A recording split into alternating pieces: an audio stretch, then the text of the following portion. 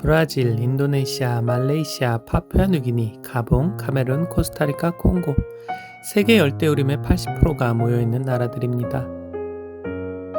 이들과 환경단체가 숲파괴를 막을 보상책을 요구해왔고 실제로 관련 프로그램이 채택되어 진행 중이라고 합니다.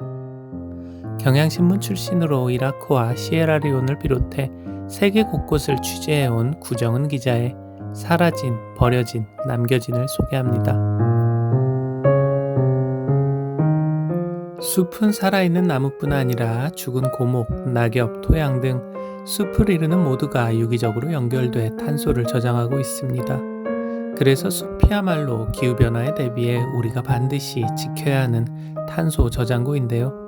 실제로 숲을 벌채함으로써 인해서 발생하는 온실가스의 양이 전 세계 교통수단에서 뿜어나오는 온실가스를 합친 양보다 많다고 합니다.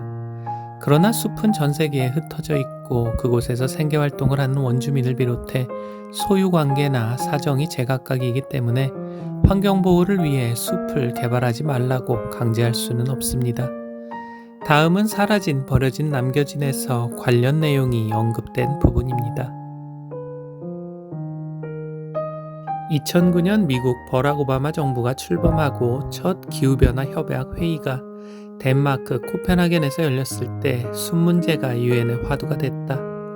당시 코펜하겐에 모인 200여 개국의 장관급 대표들은 산림 파괴로 인한 온실가스 감축이라는 역사적인 프로그램에 합의했다.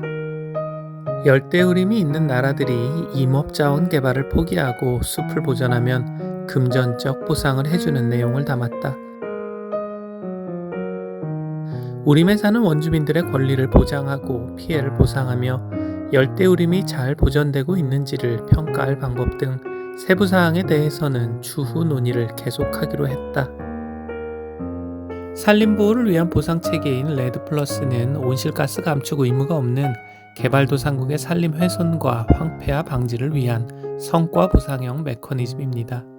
레드플러스를 구성하는 활동은 다음과 같습니다.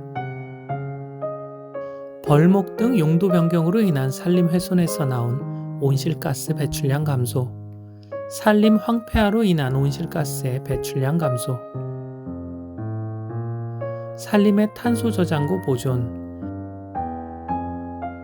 지속 가능한 산림 관리, 사회경제의 생태계의 모든 요소를 고려한 효과적인 목재 생산이 가능하도록 산림 관리, 탄소 흡수원 향상, 탄소 저장 능력을 향상시키는 등 산림의 탄소 흡수원의 기능을 개선하거나 새로운 탄소 흡수원 개발.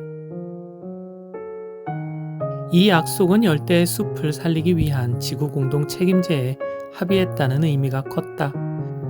국제자연보호연맹 같은 환경단체들은 이산화탄소 1톤당 $10를 보상할 수 있다면 브라질과 인도네시아의 열대우림을 보존할 수 있다는 보고서를 냈고 습지와 바다와 생물종 다양성을 보존하기 위해 여러 분야에서 보상 제도를 확대할 수 있으리라고 기대했다. 실제로 브라질은 2014에서 2015년 아마존 숲의 보존 성과를 인정받아 녹색기후기금으로부터 2019년에 $9,660만 달러의 인센티브를 받았다고 합니다. 파리협정 서명국인 브라질은 이번에 받은 인센티브를 레드플러스를 위해 재투자할 예정이라고 하는데요. 이처럼 레드플러스는 산림관리 및 탄소 흡수원으로 향상을 촉진하는 수단으로 비용 효율적이면서 개도국의 지속가능한 발전에 도움이 되는 등 시너지 효과가 큰 감축 수단으로 평가받고 있습니다. 물론 성과 배분까지 진행된 사례는 극히 일부라고 합니다. 아직 갈 길이 멀지만 지역 차원에서 강력한 환경보호 정책을 통해 숲을 보존한 사례가 있습니다. 바로 코스타리카입니다. 코스타리카의 강력한 환경보호 정책은 세계에서 유례가 드물다. 민간 토지도 환경보호에서 예외가 될 수 없다. 땅 주인이 숲을 보호하고 강물을 깨끗이 관리하면 정부가 보상한다. 아마존이나 보르네오를 휩쓰는 산림 파괴 위험을 완전히 비껴갈 수는 없었지만 벌목 광풍을 멈출 수는 있었다. 2005년 이 나라는 숲을 잃지 않는 나라가 됐다.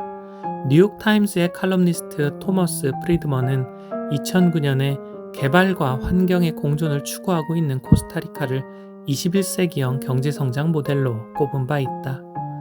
환경 담당 부서가 경제 산업 담당 부서에 밀리는 다른 나라들과 달리 코스타리카에서는 환경부의 힘이 가장 세다. 환경부가 에너지, 광업, 수자원 등과 관련된 행정을 총괄하기 때문이다.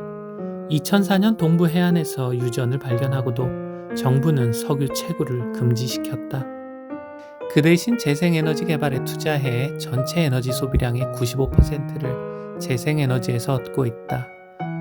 재생에너지 사용 비율도 세계 1위다. 결과는 고무적이다. 지구 전체 땅의 0.25%에 불과한 코스타리카에 세계 생물종의 5%가 살고 있다. 이 나라 국토의 25%는 국립공원이나 보호구역으로 묶여 있다. 면적 대비 자연보호구역의 비중은 세계 1위다. 코르코바도 국립공원에는 맥과 흰머리 카푸친, 다람쥐 원숭이 등 희귀종이 서식한다. 토르투게로 국립공원은 이름부터가 거북이가 가득한 곳이다. 몬테베르데 클라우드 산림보호구역은 풀과 나무, 새의 낙원으로 유명하다. 찰스 왕세자는 이렇게 말했습니다. 기후재앙과 맞서는 싸움에서 시간을 벌 수 있는 가장 쉬운 길은 살아있는 나무를 지키는 것.